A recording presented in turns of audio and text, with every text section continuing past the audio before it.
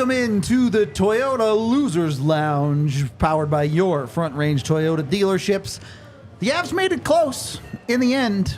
It was at least competitive in the end, but ultimately a 5-3 loss in a game where, let's be real, they played effectively for not even a full period of this game.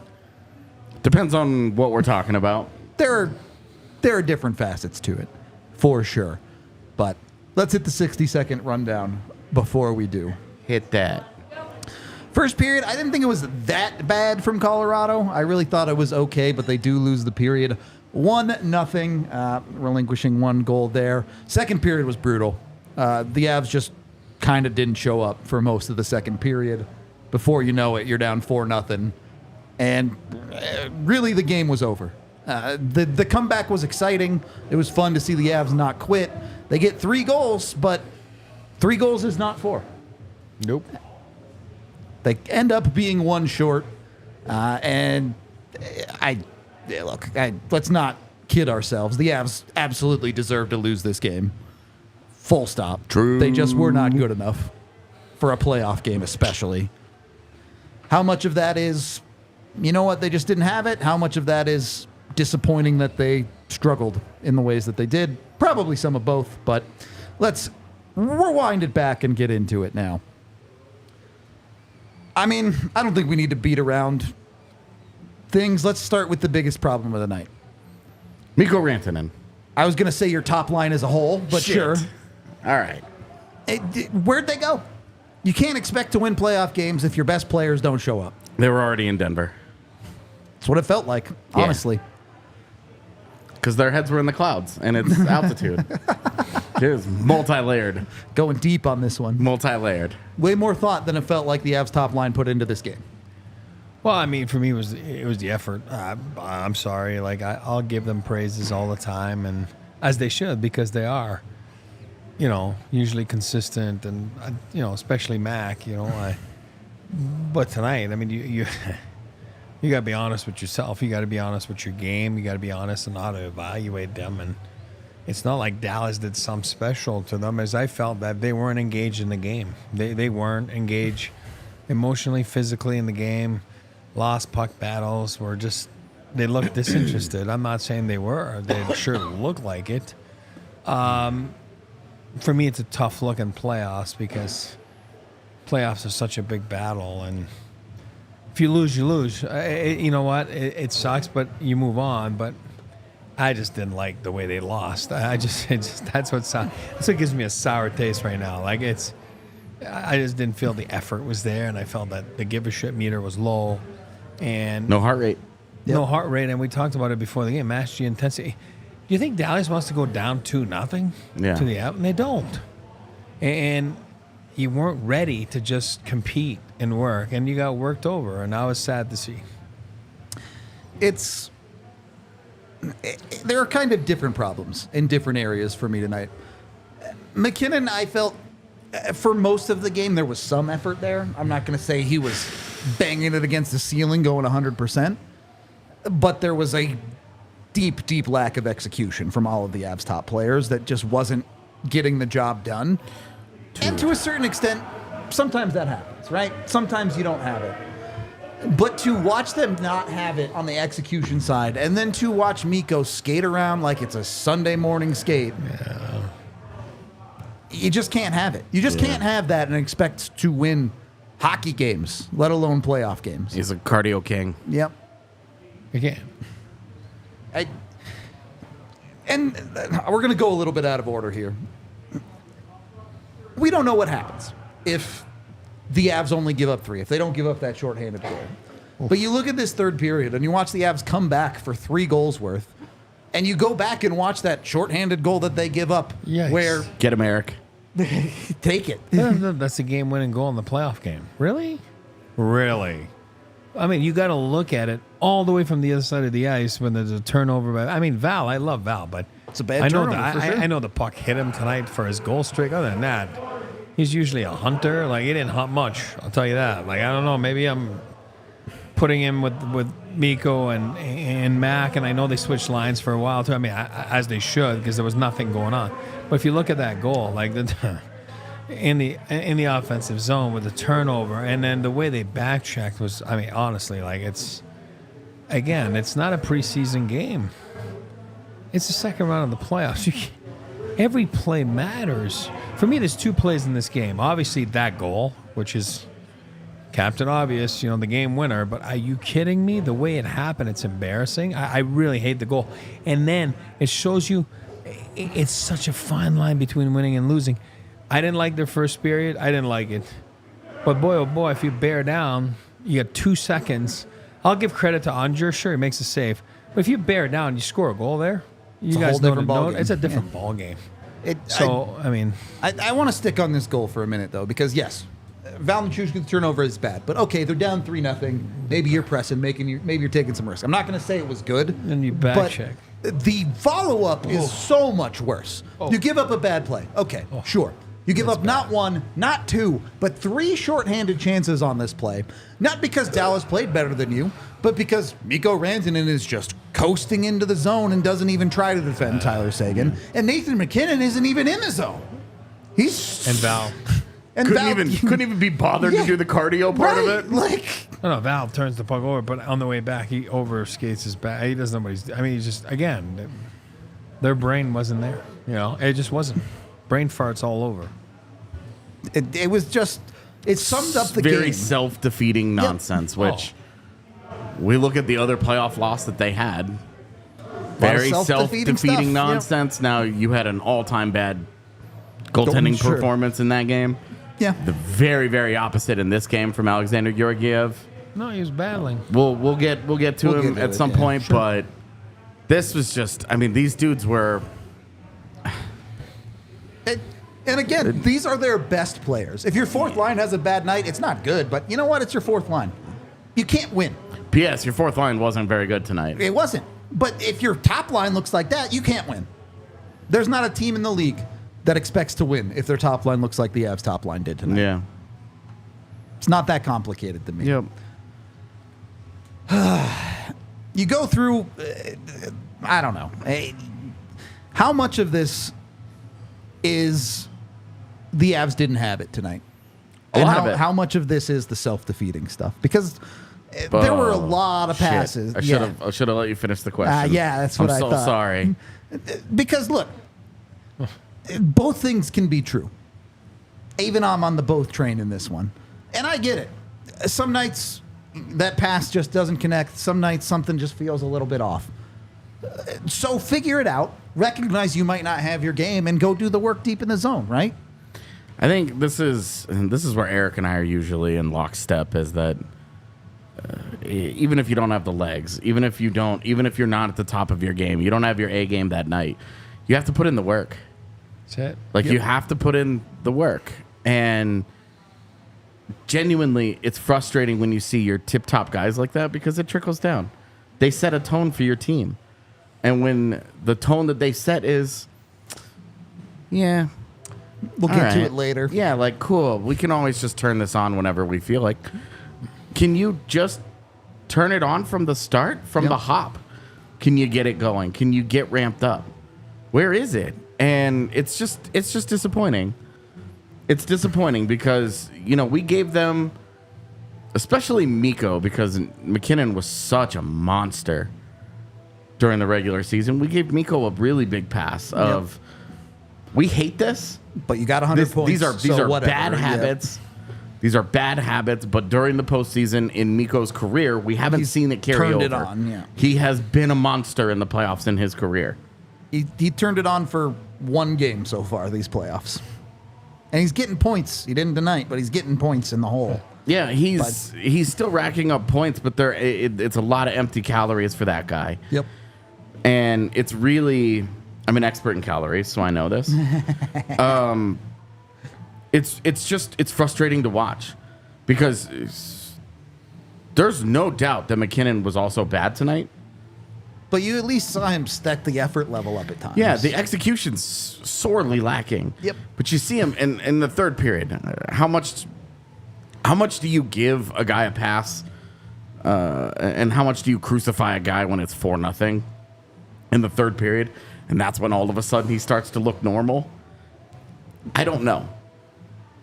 I don't think any of us are giving any of them a pass tonight. We're not. We're not waving it away because they are a giant reason that this series is now 1-1. Yep. But it is really to see those two guys and Nichushkin to a lesser extent, but those guys. There's a reason that line got broken up and immediately started having more success away from each other. Yep. Because they put the little worker bee Lehkonen next to those guys. He got out said, there. I'm going to go work. He said, I'm going to go work, and starts getting the puck to those guys, and those guys kind of wake up a little bit. There were some moments that they had in the third period, but I mean, we're talking about the third period of a 4-0 game. Yeah, right. Oh, wow, these guys woke up. Great. There were 40 minutes. You're 2 periods too late. Yep. There were 40 minutes that you could have done it, and game one was entirely different. Game one, you had a lot of stuff happen to you, but you didn't play bad hockey. It's certainly not. They played dominant in the second and third periods of that game. Yeah, and you walked out of that going, great, should never have gotten overtime because you should have beat them in regulation. Yep. But got the result that they deserved in that game. Yep. And in this game, also got the result that they deserved. Absolutely. But just because they decided to turn it up a bit in the third period. Ooh, there's some good psychological meaning behind that. Great, that's awesome. But come on. And to be honest with you, obviously we're going to be negative. They lost. Yes. They lost. It was a frustrating game.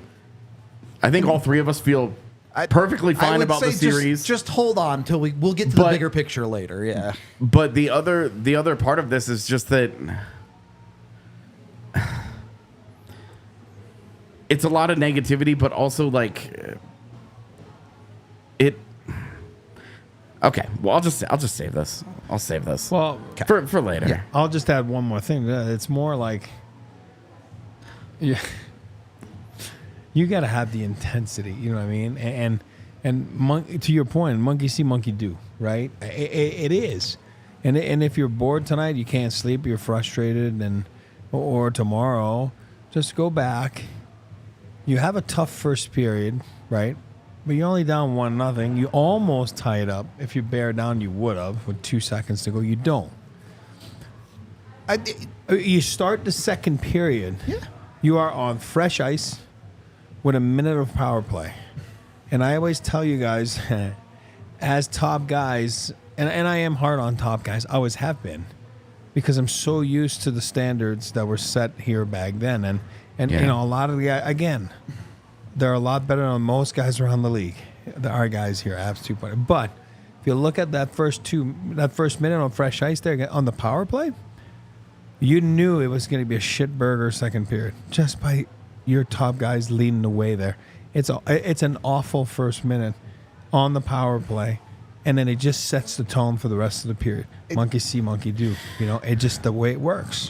I will also just say, this isn't really building on your point anyway. I just want to say, statistically speaking, split power plays like that Almost never score. Have a really low conversion rate. Yeah. Coming out on the other side of it. Not going into the period, but coming out on the other side. Power Almost plays never, that yeah. start a period have really low conversion rates. Yep. I don't know why that is. I've always liked Eric's theory about it. It's fresh ice. Yep. It is. It's fresh ice. You're right out of you're right out of the what do they call it? Where they go in the locker room? My goodness. Doesn't hold in the stats though. Yeah, but for whatever reason, this is more just like I think it's interesting. Yeah. Than, Yeah. No, I agree. So- What I'm saying, me, I get pissed off because I tell you guys all the time, you get your bottom six guy, you get the shit burger ice. You do. It's hard. So when you're in a slump or you're having a tough night, like, it's hard. And again, with all due respect to the top guys and everything, they're better than the rest. I get it. I'm not frustrated.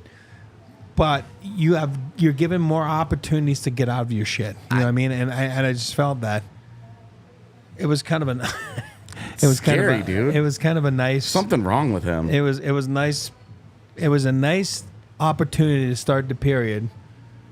Forget about converting. Like, I agree with you. Maybe that is a great. I mean, it's a weird stat of shit. If it, you know what I mean? Like, I'm not saying it's not true because I know you know your shit.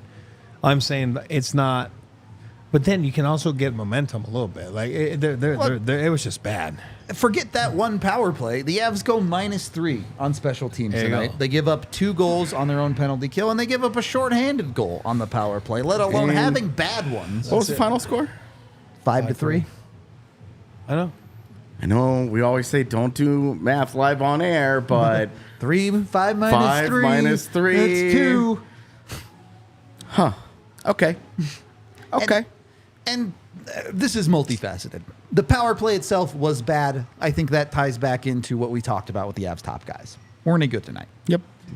The penalty kill side of it, I'm not that worried about the penalty kill itself.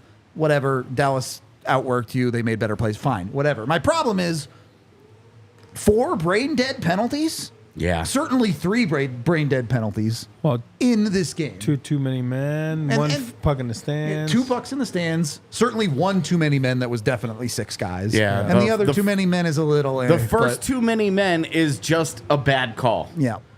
I didn't see that. That's the one I went upstairs. Remember? Just trust. It's a bad call. I agree. But too many men, I mean, fine. You're talking about these are just dumb penalties. Yep. There's no excuse. There's nothing. You just failed the IQ test. Yep. Keep the puck in the rink. McKinnon doesn't flip a puck out. Guess what? Dallas probably doesn't score in the first period. Math's not that hard. Yep. I mean, that's. Yeah, it was just, hey, listen. Yep. Silver platter, you call that. Eric, when you look at the mental mistakes like that, is there more concern with those than with the lack of effort, or is it kind of in the same boat? I think they go hand in hand. You know what I mean? Like, I think those things, when the effort's not there, you tend to just make brain dead mistakes. It just is. I don't know why. I think they're connected together. I just, again, I didn't like the. Obviously, we'll get to the Ben hit, but I'm just saying I just felt they were getting walked over. There was no intensity. Like I said before in the pregame, this is not January 20th. This is the second round to win that silver thing. If you look at it, if you just want to look at it purely what you saw a team getting outworked. And again, for me, besides being stupid, besides giving up things, and again, I'm not taking anything away from Dallas because they were the hungrier team. As much as I didn't like Ben's play, I still liked it in the sense that, they were walking all over the ice, the Avs, and they were. Yep. And I just didn't like the way the Avs responded to like a game 2 where you could have taken an advantage and being up 2-0 in the series. Like I said, it's not a January 20th game at 7 p.m. This is the Stanley Cup freaking game 2. And I mean, it's didn't like round it. 2, but sorry. I round really 2. like your It's point. also game 2. It is Game also 2, round 2. But I really like this point because you're right. If this was a random regular season game, Sure. You know what I'm saying right now? Avs didn't have it. Move on to the next one. Don't Yes. overthink it. But it's the playoffs. And They it's all like, count. Yep. Everything matters. There's no moral victories here. every shift counts. So as we saw, the fourth goal became Details. deadly. Details. The details were not there. There's a reason we harped on this all year long and Yep. why it was a problem for us. The one thing that I do feel okay about is that they were due for a kind of a stinker of a game. They were. Sure. This is their 7th playoff game? Yeah, this Yep. is their 7th playoff game. They haven't really, I'm sorry, in my money as a team, they haven't had a really bad They game. played pretty well in game 1 if your name isn't Georgiev. Yeah. And Sure. we kind of flipped faces and the Avs paid Georgiev back by shitting the bed on him in this one. Absolutely. But as a club, they hadn't really had just like a really blah game. You're right. Yep. You're right. Their worst game was game 5 against Winnipeg, which was really competitive. Statistically, And they for pull sure. away at the end. Yep. So, if you're looking at more than just goals, game Right. 1 against Dallas is not that bad of a game. I don't think it's that bad at all, really. And the way that, and especially, 3-0, but then halfway through the game, it's a 3-2 game. Yeah. So it's like, And you go back and look at that first period, and the Avs really don't deserve to be down 3-0. Shit, you give up Absolutely not. They gave up 15 shots in 3 periods. Yeah. I mean, yeah. So it's, I'm just kind of saying, like, I agree. this is their first, really, where you're looking at it and you're like, they just really didn't play very well. Yep. And if it if you wake up in game 3 and this remains the one game they didn't play very well in? So, And are you that worried about it? I'm saying that they didn't play very well, but defensively, I still liked their game. Sure. I thought defensively, they At are 5-on-5, yeah. I think they are still doing what they want to do. I would agree. To the Stars. And I feel very encouraged by that. Offensively, their puck management was terrible. Oh, buddy. It was really bad. They spent 2 periods not getting over the blue line. Like, it was just... When your puck management is really bad and when you're undisciplined, it's a good recipe to lose a game. And that's how it went. So, it's okay. Yeah, I think that's a good way to put it. Make sure that you don't let whatever it is you're saving for get off to a slow start like the Avs did in this game.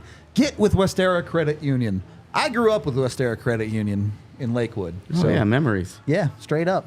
9 different locations. They've been here in Colorado since 1934. They know what they're doing. They're all about helping members financially prosper, and education is their thing. They were started by a group of 8 school teachers to help others. It's what they do. That's what Westera is. They've always been part of my life.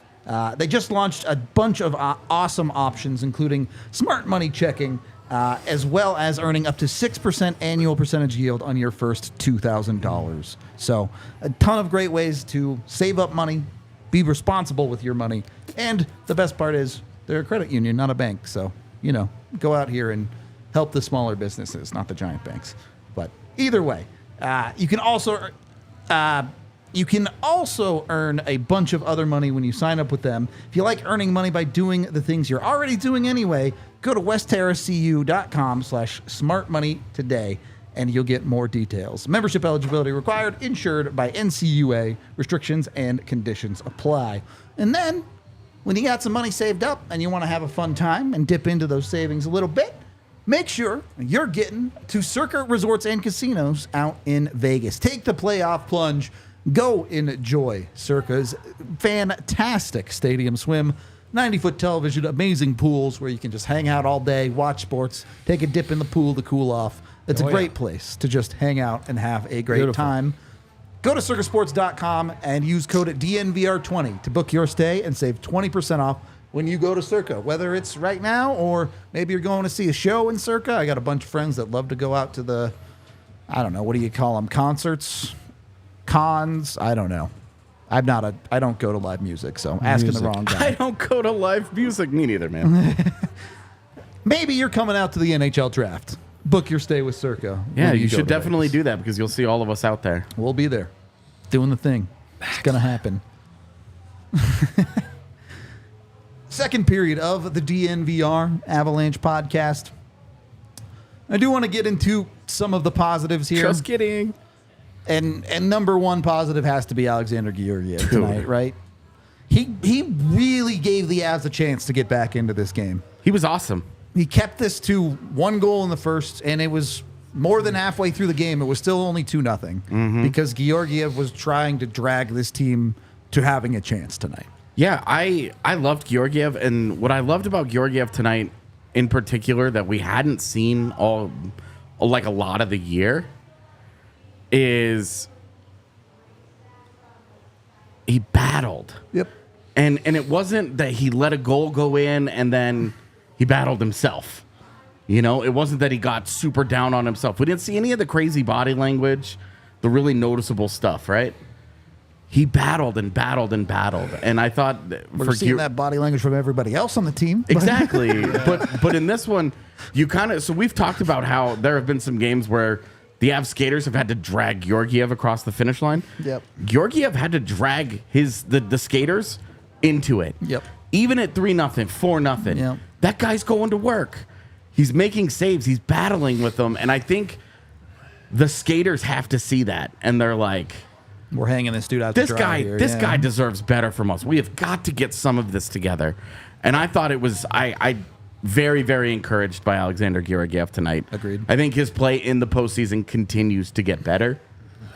I really like the overall effort. I hate that statistically the 2 games in this series are going to be bad for him because screwed played well and gets screwed in this one. Yeah, again. I mean, he's given up two Stars goals, one last game and one in this game that have just ramped up off of Avalanche sticks. Nothing he can do. And you're looking at that and you're going, no goalie in the world. Am I looking at that goal? Yep. Sometimes they stop them, but when they don't, I never look at that and go, what's my goaltender Should have doing? Galaxy brain and predicted. No, come on. Right. I'm never looking at the goalie for that one. So I feel great about Georgiev right now. Yeah. We've come so far from game 1 against Winnipeg that I'm buying the stock. Like I'm riding the roller coaster that Georgiev has us on right now, because right now it's just going up. And I think this will serve him well too. The deeper they go in the playoffs, where like, hey, it's okay, just stay in the moment. You know, like it doesn't matter if you're down by 2 or by 3. And again, as we saw, Rudo just said it, 3's not 4, but by no means is that his fault. You know what I mean? Like it was an embarrassing goal, the 4th goal, but not by the goalie. Yeah, by everybody else. Five on the guys ice. on the Yeah. ice. It's embarrassing. Absolutely. And for that to be a game winner, like, it still bugs me. You know what I mean? Like, as it does. It is so easily corrected. Like, all you have to do is give a shit just a little bit. And it wasn't there. But I think it will serve him, good, because, they almost made the comeback. And it's more like, hey, those guys will give you some runs. Those guys will give you some goal support. So just stay in it. Even though you give another one, it's okay. There's no need to panic and have bad body language. And, like we've seen him. Smashing sticks. Yeah, that's it. Against walls, posts. It's okay. Teammates. Just relax. And I think he's doing that right now. So he is in the zone. You could see, like, he didn't get rattled. And then it's like, okay, the game's going to change at some point, which it did. And it almost went their way, which would have been, you're talking about stealing a game. That would have been stealing a game, because they were, overall, for a playoff game, it's, it wasn't very good. The effort I'm talking about, and the execution, and all the above. Next up, Georgiev was sick, though. No, He that's was, exactly he was. that's what I'm saying. It will serve him good. Yoel Kiviranta gets back in the lineup. The Avs' third line.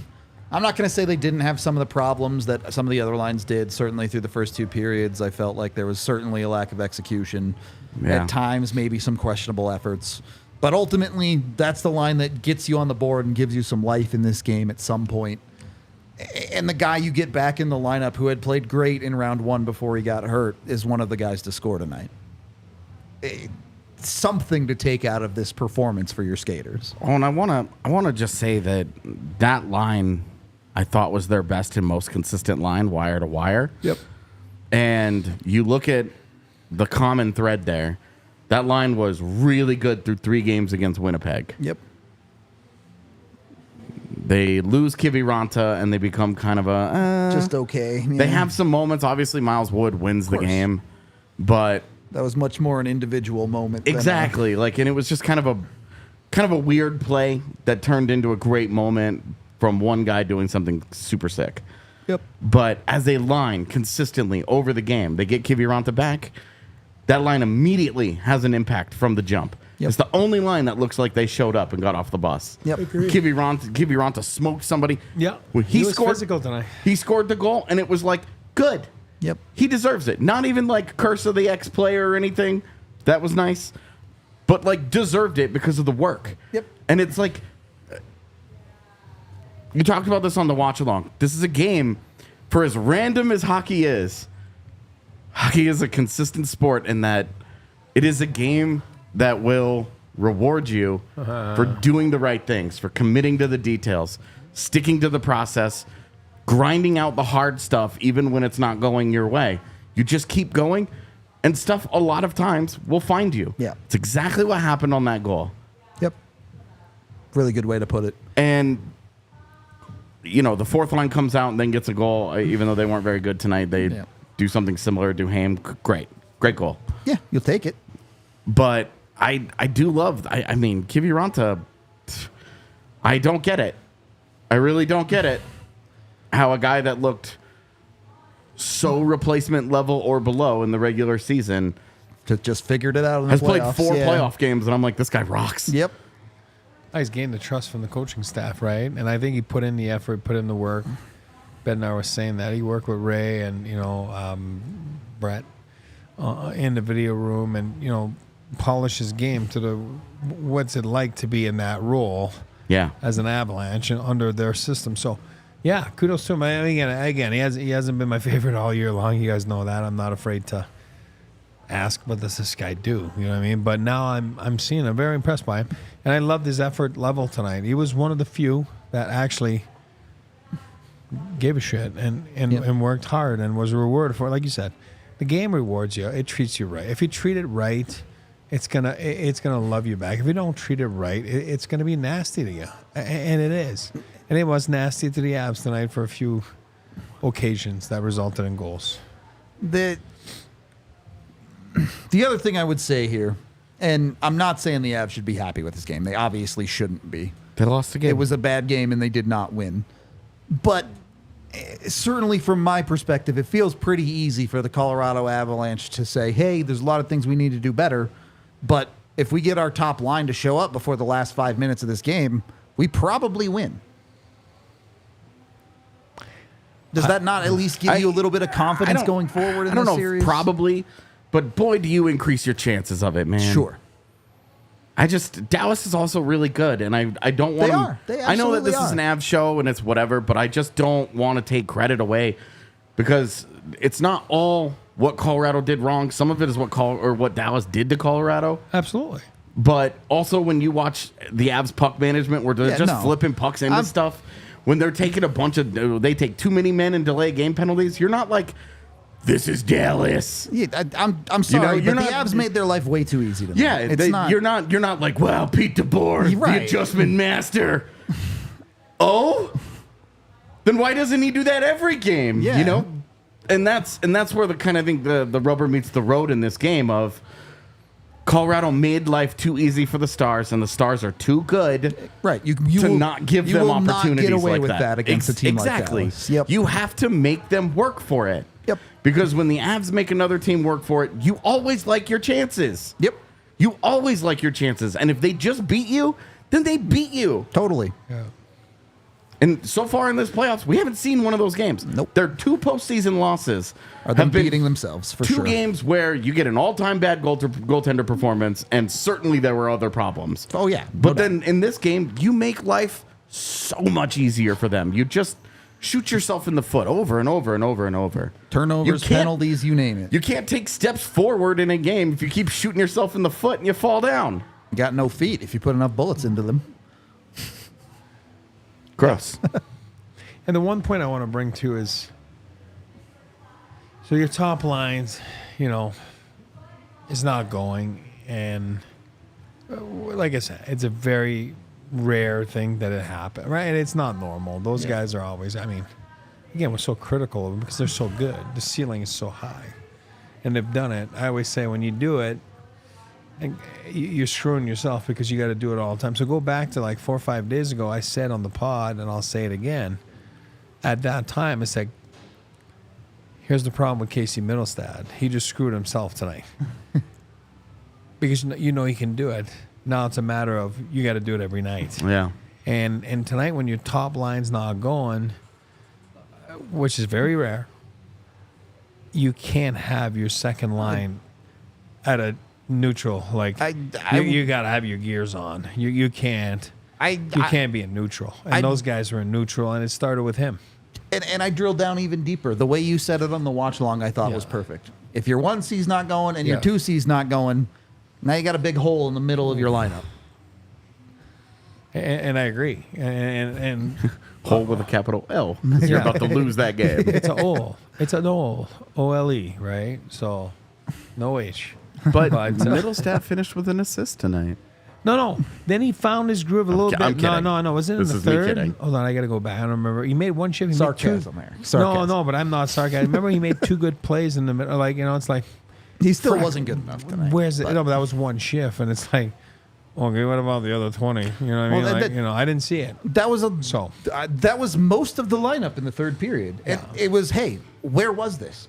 And I get it. As AJ was saying, at that point in the game, Dallas was sagging back way more, and things got easier for Colorado. But if you can only play your best when things are easy, you're not going anywhere in the playoffs. You're not going to win a Stanley Cup because winning a Stanley Cup is not extremely easy. hard. Eric, how easy is it? Yeah, exactly. My name's not on it. My last name is. But if it was easy, everybody would do it. Yep. It's not. Yep. It is not easy. It is a grind. As much as we're frustrated, think of the coaches tonight, whether they're flying home or sleeping there. Like, it's frustrating. Think of C-Mac, Joe, and the company. Like, it's a little bit, mind-boggling. Like, wow, what was that? And the hardest thing to do is as soon as it's over, it's over. You can learn from it, but you got to be even keel. And it is a tough thing. I know we talk about it all the time, but it's one of the toughest things to do is to be even keel, because you're never as good as you think you are, and you're never as bad as you think you were. Yeah. And it's a long series, and that's the way you got to look at it. But it doesn't make it easy to do. Middlestat's a good example of that, though, because we're like, he was bad tonight, but it wasn't like he was without positives. Yeah. It wasn't a There Mako were- just ghost mode. There were moments throughout the watch along where we're like, great play, Casey. Great play, Casey. Great play. Pretty That's- regularly followed up by a turnover, but And that was what was frustrating. yeah. Is that you felt, and this is kind of, I know you got to get to this, You're but my fine. last point here, you got to get Jonathan Druin back in that lineup, Yeah. man. Zach Yeah. Parise's got to come out. He's just not a top 6 guy. I would put Zach Parise and Andrew Cogliano's spot. They won't. I do not trust that I they don't will do that. I don't think they will And so either, I but- think the easiest answer for them is just to say, we're just going to pull him out of the lineup entirely. Maybe. While Kiviranta's on fire and Duhaime just scored and Cogliano is Andrew Cogliano, so they're not going to do that I to would him. say it's probably Duhaime before he scored tonight. but I just don't know if the goal is going to be that Doesn't matter that much but either it's, way, but- Zach Parise blew Yeah. some of their best scoring chances early in the game when it was still closer. Yep. And that, I think, overshadows some of the things that Lehkonen and Middlestat did do well, because they did have quality shifts. They did make some good plays.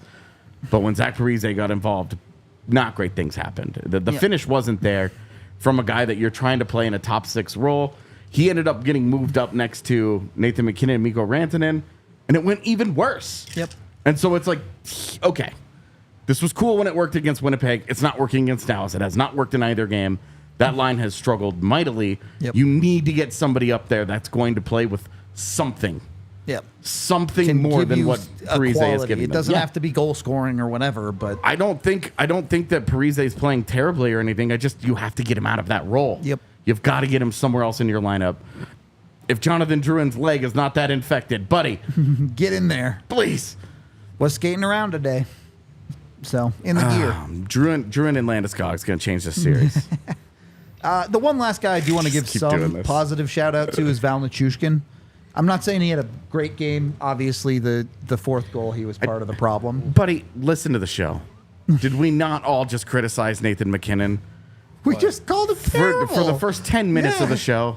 just- That's all I'm going to say. I mean, you go back. I said it. I'll take. I mean, I said I'm very hard on top guys. Always been. Always, because I respect those guys so much. Because it's, trust me, it's way tougher to be a top line guy than it is to be a bottom 6 guy. Because the pressure is so Yeah. hard, and those guys have given us again Avalanche 1.0, Avalanche 2.0. Those guys are always there. But tonight, you can't lie to yourself and say that they were there. And that's what we talked about for 10 minutes, that we said, hey, it was not good enough. It was not good enough. And, that fourth goal, that's on them. That's an embarrassing goal. On the power play, I mean, come on. Everybody that was involved in that goal is embarrassing. It ends up being Even Kale. everyone except the goalie. He slides and Yep. then doesn't do Everything. anything. Yep. It's just And that's the game winner? Come on. But I do want to give Val a little bit of credit here. And I'm not saying he was perfect. No. The thing I want to give him credit for is we saw a couple of times through those first 2 periods, I think he realized what was going on. The Avs top guys didn't have it, so he took a puck, he put his head down, and he just tried to make something happen. A couple times, yeah. Now, it didn't work, Yeah. but he at least recognized the moment and tried to step up individually. the one thing you say is that he got better as the game went on. Yep. And you're looking at that, you're looking at the other couple of guys, and you're going, Where'd you go? I mean, Yep. McKinnon, like, It was just hit or miss, yeah. yeah, it was so bad early, it gets a little better, but not It's not to Nate's level. Yeah, for sure. It's not. And then Mikko Unfortunately, Rantanen, that's just the way it is, right? Mikko Rantanen gets a 0 out of 100 in that game. Yeah, it was bad. But unfortunately, that's their that. ceiling is so high, and that's And- why I compare it to anyway. KO all the time, right? I mean, a below average season of 90 points as a defenseman, right? And their ceiling is so high. I called it uneven the other day. I called it an uneven regular season in which he finishes as a Norris Trophy finalist with 90 points. It's just it's Expectations are a little ridiculous. crazy. Yeah. And with reason. They're the best players in the world, and the Avalanche is so lucky to have them. But tonight, you have to be honest, and they know, those guys know they're not happy with their game. Not a chance. All right. You guys probably know I'm not a big gummies guy, but Why? I'm just not. It's not for any particular reason. I'm just not.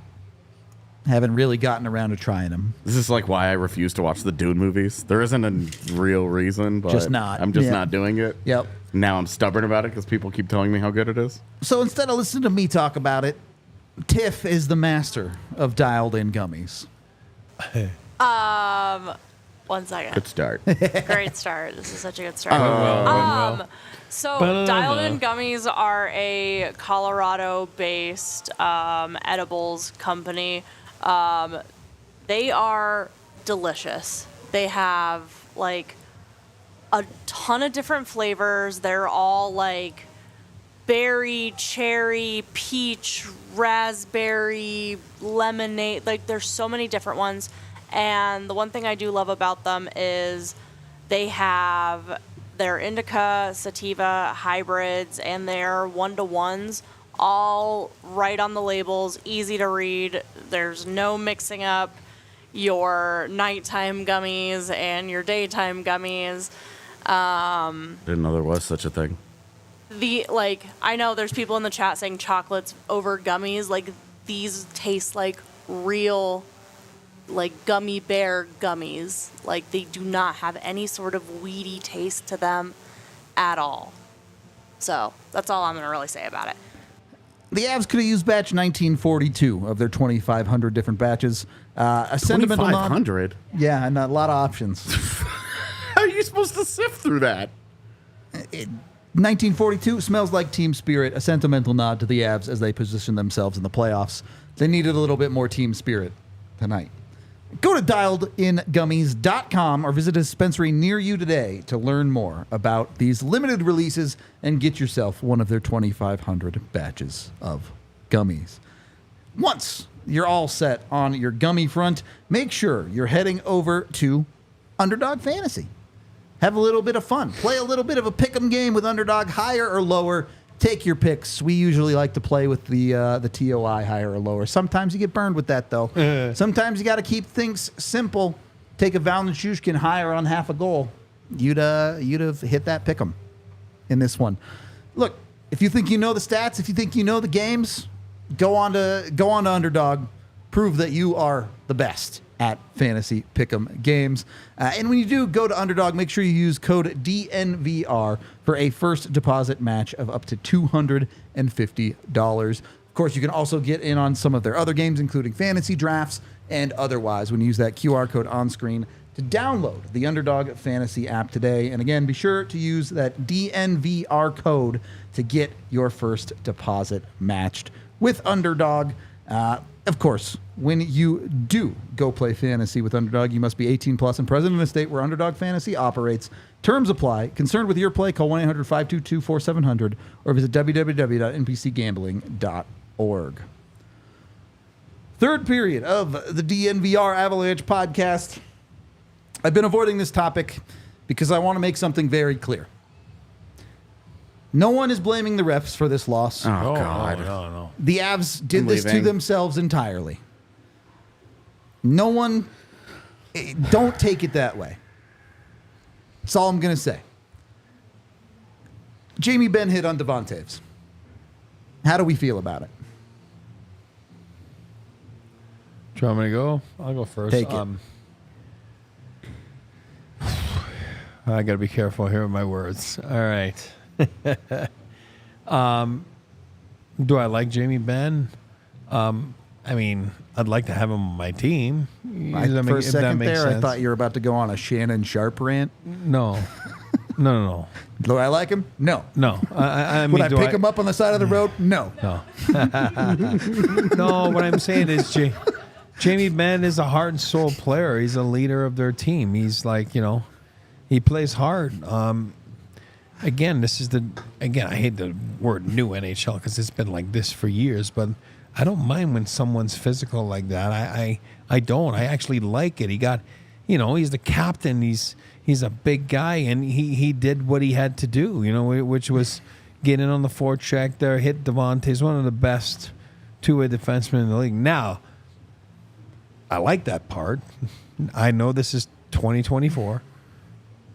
And if you go by the rules, sure looks like he catches part of the head. And I've seen a lot less than that this year or the last 2 years get called for at least a minor penalty for charging or whatever it is.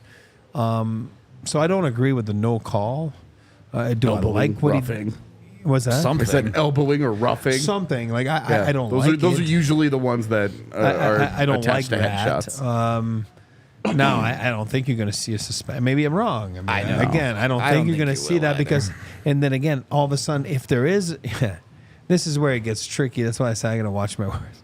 Okay, I liked what he did for his team. I didn't like that. I don't think he tries to catch Devontae's in the head. Nobody's headhunting him. It doesn't work that way. It just, guys, it happens quick out there. You're not trying. You just try to play hard.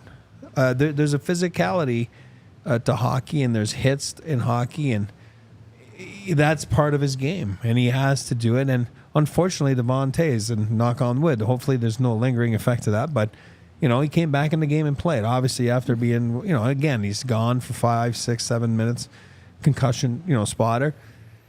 But Jamie Benn did what he had to do. I just, I do think it's a penalty. Now, when I go back to when I say suspension, well, think about that. They stop the play. They look at the play. There's 2 referees there. They look on the replay. They take their time. They come back and they say no penalty. Now, there's no way the next day, all of a sudden, supplemental discipline. Think about that. But think about it. What was the score at the time? Was it 2-0? So think about that. So if you it was 2-0 because that bullshit call on Walker, on Walker on the breakaway was the one that led to the which third was goal. offside.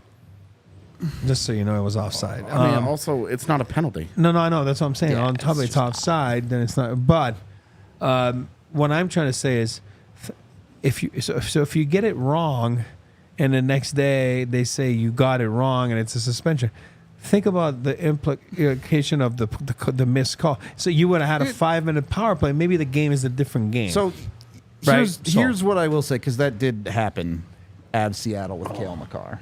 I'm trying to remember. I remember the play. But let me tell you the difference. In that play, it was deemed that Jared McCann was not eligible to be hit when Makar hit him after the puck had gone out of play. Yeah. In this play, there is no doubt that Devon Taves is absolutely eligible to be hit. The concept of the play, I have no problem with. Jamie Benn is just going in on a forecheck and hitting a guy with his head down. Totally fine. The problem is the onus is on the hitter to not hit a guy in the head. And he does. I don't care if it's shoulder first. That's not the rule. The rule is you can't hit the dude in the head. No, that's what I'm saying. I agree with you. Unfortunately, he gets. I don't think he means to. He's trying to play hard on the guy, and I don't care about the I don't think intent. there's intent. that's what I'm saying. But I just think it's. But again, intent doesn't matter. You can't hit a guy in the head. You That's can't it. do it. No, I You're not agree. allowed to. I agree. And I think that's where Bednar was a little perplexed, and about when you look at it and then you come back and say nothing. So it's a little weird. We need Jacks. In any case, the reason I expect there not to be a suspension is because the concept of the play was legal. Taves was allowed to be hit. In the moment, if they've ruled that it was not head contact, they're not going to overturn it and say, it actually was head contact. That's my point. So the whole major review part of it is just they didn't have a call on the ice. They reviewed it for a major. They can't just then call a random 2-minute, right? Correct, They can only call a major in that spot. That's right.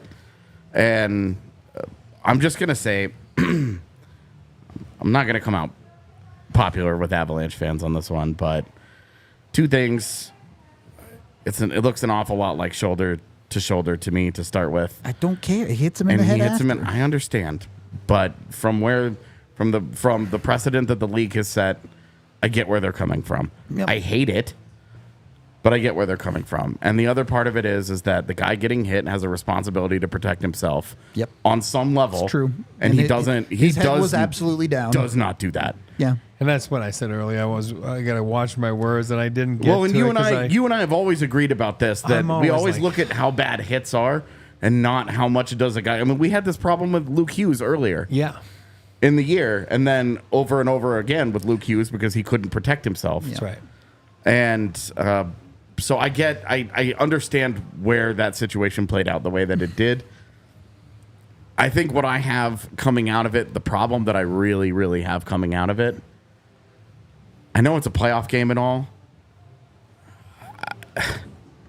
How does Nathan McKinnon not just grab that guy and just start Jump him, throwing yeah. him? You just saw one of your guys, like Kale McCarr, somebody grab that guy and just say that that's unacceptable. We talked, like, just the other day, we talked about how the Avs kind of stopped being bullied the last couple of years because they set a tone. Now, that was Landeskog that did it, Yeah. but as a team, they haven't put up with a lot of this shit. For what it's And worth, they I did hate- throw a couple hits back at Ben. Yeah, they but always slapped a stick at him. I agree. It's not that. That is so bitch made. I hate it. I hate it. And maybe this is going to be the like old school in me talking, where I just want to see. I'm going to steal Eric's line. I'm not advocating for violence, but I'm absolutely advocating for a little bit of playoff hate. Don't let him do that to one of your guys. Don't let him do that to one of your guys. I hate that. That lack of response to me is embarrassing. You are supposed to be out there playing for each other, and you just let your guy get rocked. And the rest of that just bothers me. It bothers me that you don't do anything about it other than a little stick. You hit him a little bit with the stick, a little push, and then what? You maybe make fun of his girlfriend or some shit? You tell him that his beard is weird? That he's got weird, soulless horse eyes? So what? So what, man? I just hate it. I agree with the sentiment. To me, my problem isn't that just they me. didn't go after Ben. My problem is that there was no response. Ever. If the response was, hey, he just took out one of our guys, let's wake the F up and go score some goals, I'd have been cool with that too. Nothing but happened. They just did nothing. It's tough for me. And rewind the tape to the start of the game before the pregame, and we said, what do we expect from the Dallas Stars? That three of us talked about. The Dallas Stars have to stop respecting so much the Avalanche. Yeah. Remember? And we talked We about did. that, and I think it was expected. And who does it for the Dallas Stars? Their leader, their captain, Yeah. right? And that's where I say it's hard for me to be mad at Jamie, but I can't. You know what I mean? Because it's what playoffs hockey's all about, and it's hard. And again, do I think there should have been a call? Yes, that's not what I'm saying. He But, leaves his feet. you know what I mean? There should have been a call, but you have to respect the fact that he's their leader. He dragged them into the fight, and you know what I mean. I hate that saying, but it's so true. Oh, you know what I mean? He did though. He They're did. up 2-0, and he's trying to drive the nail in the coffin Yeah, of game exactly. two. That's it. And you look, the Avs, there was never any pushback. And then just randomly in the third period, you score a couple of goals, you start to feel it a little bit. You scared the bejesus out of them, Yep. which is the thing I think we'll definitely get to. Yes. But you definitely scare them a little bit. But in that moment, you know what it reminded me of? You know what it specifically reminded me of? I do. Is this going to be 2020 in the bubble? Because it reminded me of Game 2, 2020 in the bubble against Dallas. The Avs were up 2-0. Corey Perry slashes Pavel Francouz's hand. Yep. Gets away with it. Francouz ends up getting hurt, and It ends up falling hurting out of him. the series, And it turns into a whole thing. Dallas wakes up out of it. It brings them extra life, and they come back and they beat the Avs in that game. Yep. And to me, this is where hockey is. It's not a numbers thing. It's a heart thing. It is. It's a. How are you going to let that happen? How How tight are you as a group? You talk about all the road trips that you go on, and it gives us a chance to bond, and we're here, we're brothers, and we're going to try to do something together as a group and be brothers for life and all blah, blah, blah, blah, blah, right? That's what this is about. Yep. Winning a Stanley Cup puts you in the rarest of fraternities. How many NHLers have there ever been? How many of them have ever won Stanley Cups? There's a reason the same cats win multiple Stanley Cups. Yep. And it really sits bad with me. Because this is this is one of the very few times that I look at it and I just say, this never would have happened with Gabe Landeskog around. I think you're probably right. The good news is it seems like Taves is okay. And Landeskog's coming back. Yeah, okay. If Taves plays in Game 3, I won't think about this hit again. I'll be honest with you. But I'm okay with it. It is what it is. I agree with the comment. It just echoes my point of Landy would not allow that. Yeah. Well-timed comment, sir. The other side of this, Jamie Benn is also captaining a team who just blew a 3-goal lead in Game 1. Yeah. And came a little bit close to blowing a 4-goal lead in Game 2. Dallas, I'm sure they feel good that they won. Hey, job done. Yeah. We're back in the series, whatever. You can't feel great about them giving up 3 goals again in the third period. The last time 2 came in the second, but giving up 3 goals with their lead again. Whatever they're doing when they start to shut things down with that lead is not working. Yeah. Yeah, it's I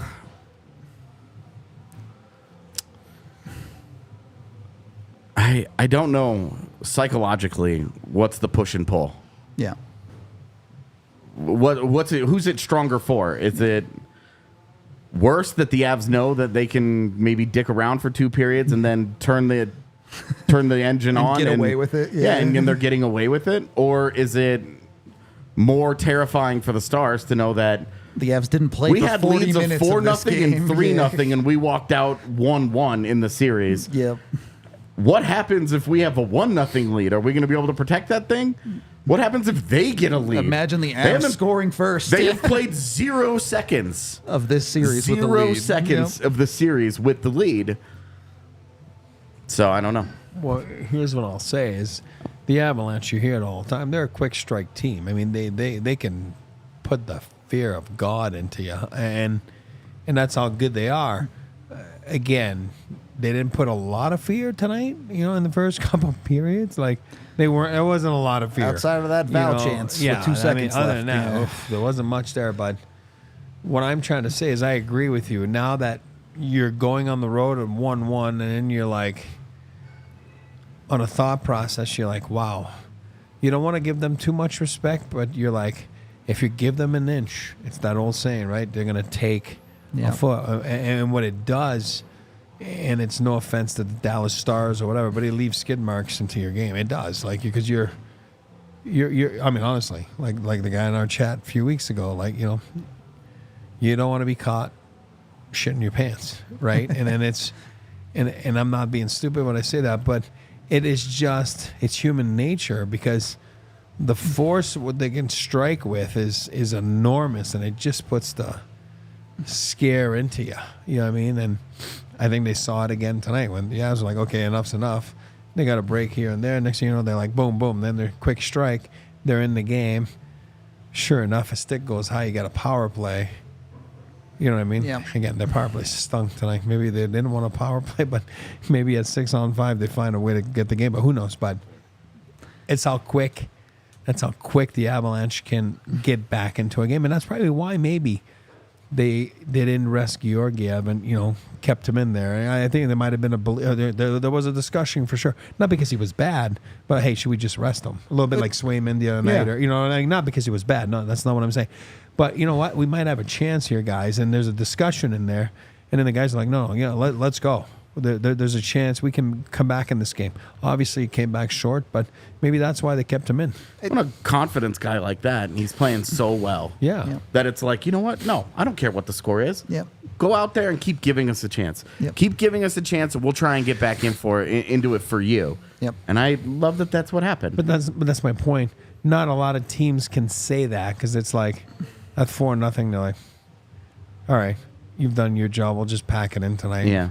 Let's leave the other guy get a little bit of work here. You know what I mean? But the Avalanche, They strike. They're never out of it. And look, Are they Cobra Kai? Strike hard, strike fast? Cobra Kai. Cobra Kai never dies. and Exactly. and the onus is on the Avs to do that in the first period of a hockey game, right? Yes. Who knows what this series looks like if the Avs go out, play well in the first period, and play with the lead. We don't know because All we right. haven't seen it. Fast forward to Game 3. I think that's what you're going to see. I agree. I hope so. I expect home. it. Right. You're at home. You've just played 2 games where you weren't any good to start. First one, sure, you were rusted, whatever. You still weren't any good. Well, you were. This one, the first period wasn't that, but you still lost the period. Yep. Go out and be better in Game 3. See what things look like from there. Well, the good thing is the top line's not going to be as bad as they were today. It's I'll about bet as my bad house as that on it. top line can play. It really is. I'll bet my house on it. Yeah, I would agree. Okay. We have Jared Bednar's post-game presser here for you in just a minute. We're going to play that, and then we'll come back and hit all y'all's super chats. So here is what Bedsy has to say. Jared, a lot of fight with the 3 goals there in the third period, but how would you describe the first 2 periods and sort of how you guys got into that hole?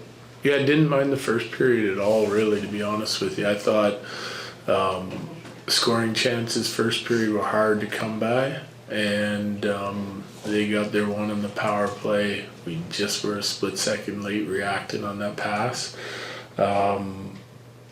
Yeah, we had a couple really good looks, I think, right at the end of the period, Parise, or near the end of the period, and then the power play that was running into the break had a really good look off the rush on that with a rebound opportunity. I thought Gorgie made a couple big saves in the first, so did Ottinger. And then the second period, though, for me is where it fell apart, just not sharp. You can just go to the penalties alone, and it shows you're not sharp. You get too many men on the ice penalties, and you get 2 over the glass penalties that unforced, right? So it's 8 minutes of power play. You're giving a really good power play team, and the rest of our execution and frustration kind of keeps building from there. Did not like the second period at all, and so we tried. It just lasted too long. Too long of them dominating, too many odd man rushes against, trying to make something out of nothing, just not disciplined, too stubborn with the puck, and lacked the work needed to have success. And then, we turn it around the third and go to work, and that's what happens. Sean and then Evan. Jared, 2 things. How's Taves doing? 1, and 2, what was your reaction to that hit, maybe in real time, and then if you saw it later or got an explanation about it later? Yeah, Taze is fine. Yeah, I don't know. It's a physical game. It's a physical player. I just, I don't know. I don't know what to say. Does he catch a piece of his shoulder? Yeah, I guess you could argue that. But the target is high, and it's at his head, and it makes contact with the head. And I've seen, many times guys get called for the headshot and penalty with a lot less than that, but I guess they didn't think so. And this time of the year, you got to play through some of that stuff. But for me, I don't know. Just makes me wonder again the rules that I know and don't know, and we'll never probably figure out. But it is what it is. You got to play through it. I'm glad he's okay. Yeah, and it's a physical game this time of year. But I just can't understand how it's not a penalty. Even if it isn't a 5. Evan and Corey. Last game you said you felt like being down 3-0, it didn't feel like you guys deserved to be down that way. Did it feel different tonight? I guess with everything, and then I guess going down 3-0 last game, before in this game, what do you need to do? I guess get started right on time. Well, I just told you. I didn't have any problem with our first period at all. I didn't. They got 1 power play goal. I thought we played a decent period. It wasn't our best period, but it was competitive, and it was disciplined, and it was tough checking, and we made a couple mistakes. They capitalized on the power play to 1-0. I have no problem with that compared to the second. Game can't go away for 20 minutes in the playoffs. Corey. I think you tried 3 different guys with Nate and Miko. Yeah. What would you like to see differently from your top line? Well, they got to go to work. They got to go to work. You know, I thought they were frustrated. They were the guys who got frustrated the quickest, the longest, and you know, like they're gonna get keyed on this time of year. You know, and like they have the ability to win games for us if they stick with it and are resilient and play the right way like they have all year. And tonight in the second period, they didn't. They got frustrated. I was looking for anyone that might be able to give them a spark and help them kind of get their game going. But they're also partly responsible for that. You know, they have to take it upon themselves to make sure their game is right and in order, probably longer than anybody else because they play the most minutes. Colin. You called this a game of mistakes, and your team was able to do that last game to get them to make some mistakes. Is that what happened with this game, aside from the penalties, that they took it as something that you can clean up? Oh yeah, no question we can clean it up. Like I didn't think we were nowhere near as good as we need to be for the middle portion of that game. Jesse. So, through everything that you're saying, you're not as good and not going to work. How much did the penalties just like stunt your ability to be able to get back going the direction? Part of it, yeah. But those were it didn't do anything to get 4 power plays. Like that's enough to lose you the game right there. You know, to get 2 power play goals. 2 power play goals. You know, so it's enough to put you behind the 8 ball right there, and that's just mental, mistakes you can't make this time of year.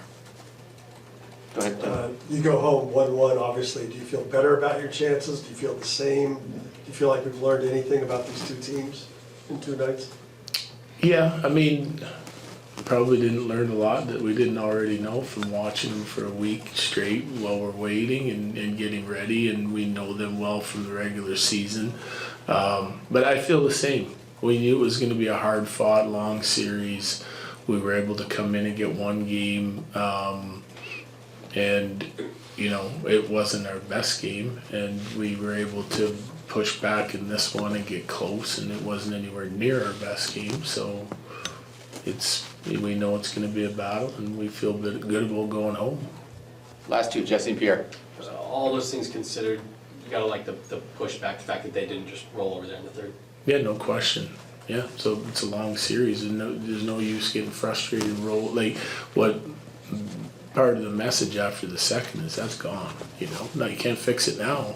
All you can do is go and put your best foot forward and play as best and hard as you can for the third period and see what happens. That's what they did. So it should give our guys a little confidence, knowing that if you kind of stick together and not fragment away from your structure and tactical plan, that you have the ability to win hockey games as a group together. And yeah, they've shown it in the past. I'm sure we'll be better when we go home.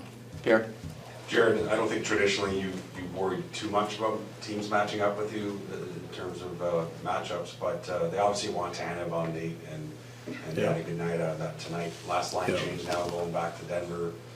Some things to think about? Yeah, we always think about him, and we generally don't run from any matchup, and we'll deploy our guys the way, pretty close to the way we always do, but we will move guys around a little bit depending on the situations, time and score of the game, where the face-offs are, etc., etc. So we'll evaluate that now. We've got 2 games of data to look at and kind of make some decisions from there. But regardless of who Nate's playing against, I think that line can be better than they were tonight. So we're yet to see that line's best in this series. So hopefully going home they'll bring it to the best of their ability. Thanks, Jared. Yep. Thanks. Let's tack 40 more. So there's Bednar's thoughts on it. I don't think it's a complicated game. If the Avs play that bad, they lose. Yeah, it's just the discipline, really, man. Yep. Your puck management and your discipline are really bad, but your top line is bad. And then I think, defensively, you look at it. Dallas isn't doing anything to you you're not happy with. I know it all counts. It's the playoffs. Everything matters. But if the Avs go on to win Game 3, I really don't think you think a whole lot about this game again afterward. Now, if the Avs struggle again in Game 3 and you're saying, okay, now you have an extended stretch of bad play, you start saying, what's going on here? But yeah, at some point you're going to get into a rock fight with these guys, though. Yep, for sure. Because right now, it's a 3-0 game that turned into a 4-3 win and a 4-0 game that turned into a 5-3 loss. Yep. Like, you haven't really gotten into the real knockdown, there's going to be a drag-out 2-1 type of game Yeah, in this where series. it's 2-2 for the next, for 25 minutes or exactly whatever. Yeah. an extended stretch. You're going to have a tight game, and that's going to be that's where you're going to see, okay, who's really comfortable in this. Where does Cole turn into diamonds? And I do think, and for the record, it kind of already happened because the Avs turned the first game into a 3-2 game. Yeah. Dallas by the 9.5 minute mark of the second period. With so 18 minutes left in the third, it was tied. Yeah, exactly. Like you were in a close game, but it was the dynamics of the game that were so different. Where one team had stolen so much of the momentum, and so it will be interesting to see what happens when they get to that. And it's but close all the way. Yeah. I just don't think from a tactic standpoint at the moment, the big adjustment tonight was. Pete DeBoer got Miro Heiskanen away from Nathan McKinnon, put Tanev and Lindell on him to great effect. Yep. Miro Heiskanen, once again, does not do very well against Nathan McKinnon head-to-head. It's not bad, but you're not looking at Miro Heiskanen going, oh, man, he really had his way. Great bounce-back game. He scores 2 goals. So you're not looking at him as a guy that struggles either. No. But in his defensive responsibilities, going head-to-head against the matchup, the coach matchup, that's what Jared Bednar learned tonight is that he wants to get Nathan McKinnon away from Chris Tanev and Esa Lindell, and you want to try to hunt Harley and Heiskanen a little more. And he gets to pick those matchups in Game 3. He's about to get that opportunity. I'll give credit to Dallas in the sense that they showed a lot more desperation. They showed a lot more intensity, and that's where I'll give them credit. But I think the key word tonight for the Avalanche is you learn from it and you move on. But the key word is, words is self-inflicted. I mean, that for me, without taking any credit from Dallas, because I don't want to, you got to give Dallas credit. They're down 1-0. Give them credit for what they did. But the Avalanche, not very smart, and a lot of it was self-inflicted. I do think it's an interesting point. I don't know what Jared Bednar is going to do necessarily in Game 3. Maybe he's sitting there saying, "Give me Chris Tanev. Let's see what Chris Tanev does against Nathan McKinnon, Mikko Rantanen when they actually show up."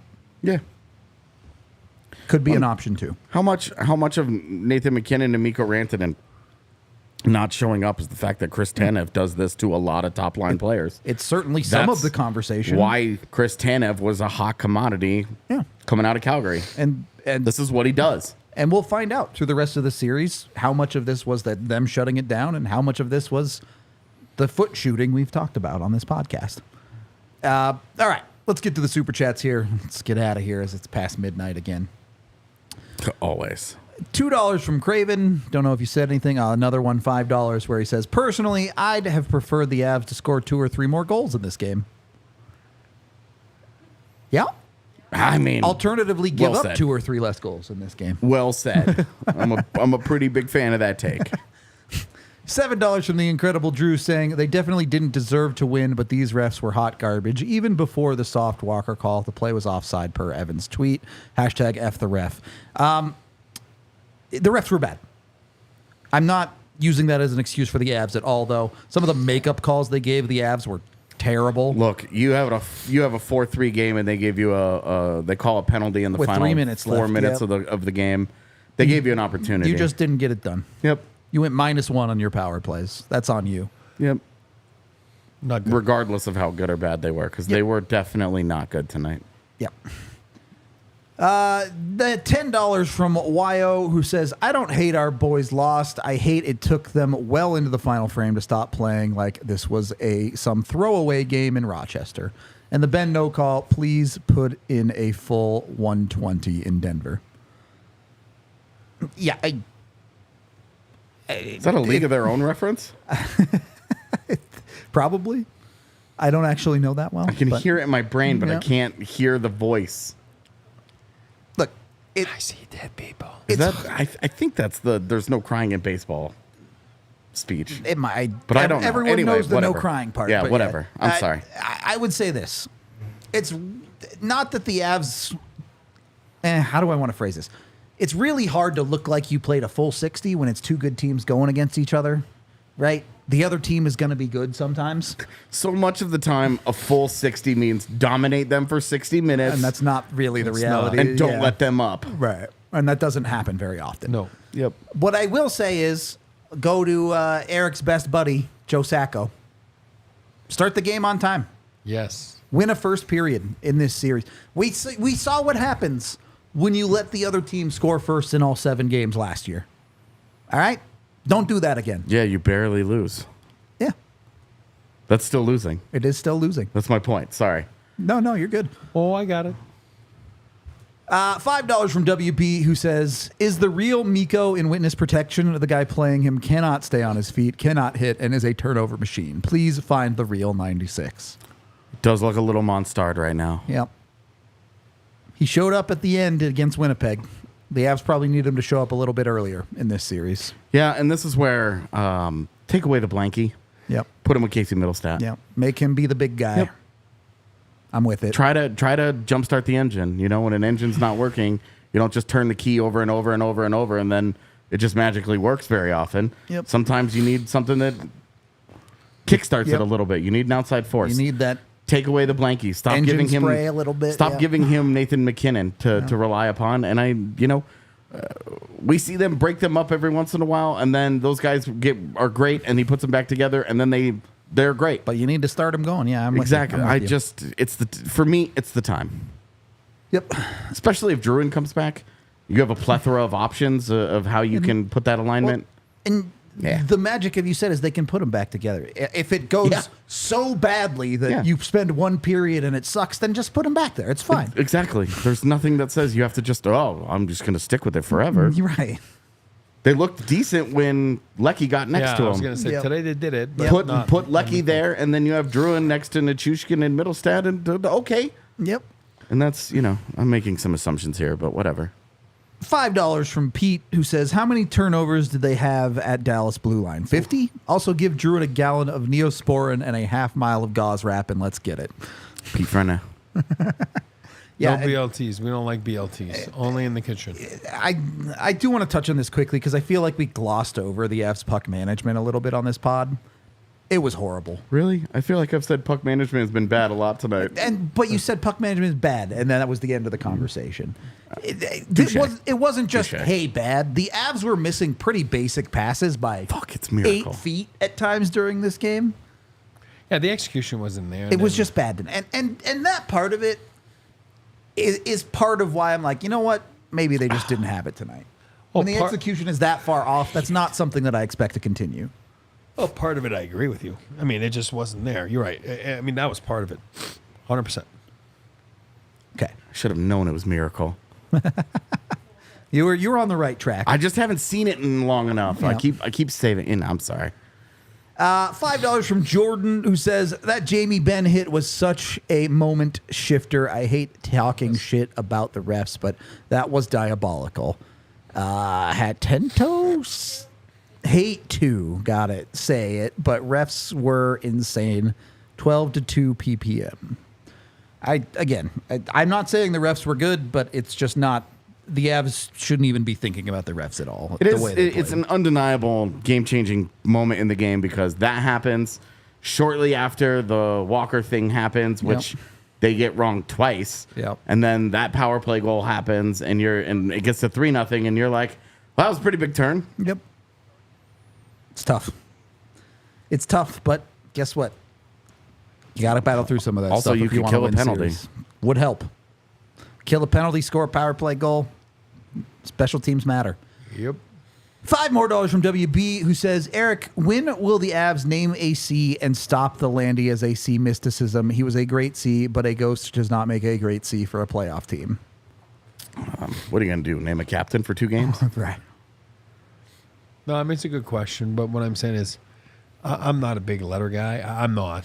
I think that you know who your leaders are, but you're right. You're not going to do that in the playoffs, but there's a lot you can do without having a letter.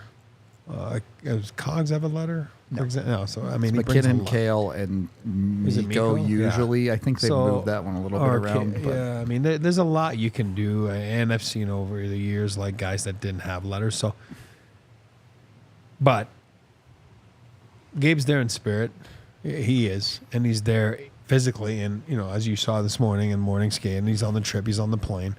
So there's a lot that, and you got to remember, it's also the core. The core is they're on the same page, whether Gabe's there or not. Here, go ahead. No, but the only thing is just like Gabe brought an element that's a little different than the other. Maybe a little bit of Ben element tonight, right? That we're, like you said, you're missing him tonight because Gabe is the Viking. He's a physical specimen, and he's not afraid of anything.